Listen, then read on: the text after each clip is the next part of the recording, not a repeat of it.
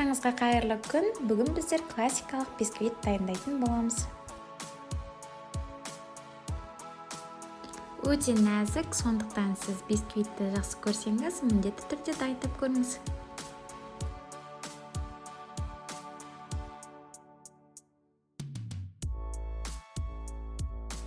Ең алдымен құрғақ ыдысымызға 4 жұмыртқамызды салып алатын боламыз. Жұмыртқа міндетті түрде салқын болу керек.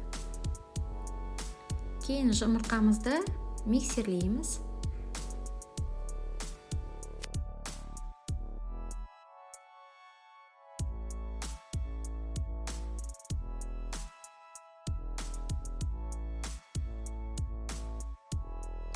Кейін аз мөлшерден қантты салып араластырып аламыз.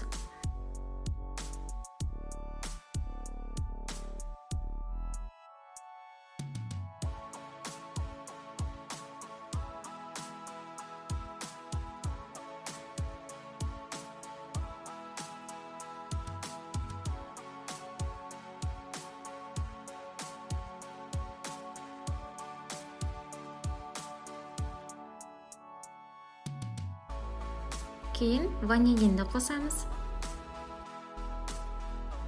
Әппақ көпіршікті болады. Яғни біздің массамыз дайын.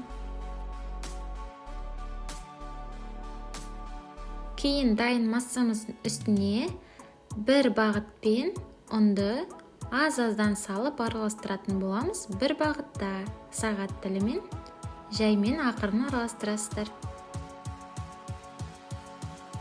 Осылай етіп ұнды салып араластырған кезде өте сақтықпен және ақырын ғана қозғалып, жаймен, баппен араластырасыздар.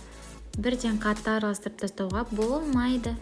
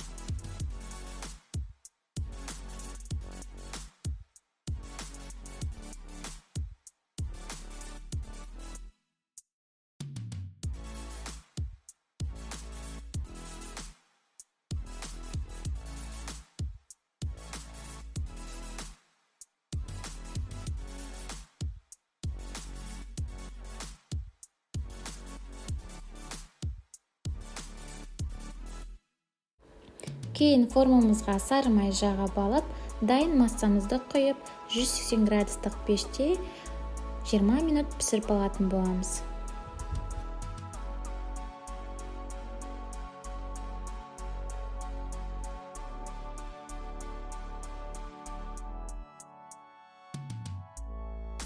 Бисквиттің піскендігін зубочистканың көмегімен анықтасаңыздар болады.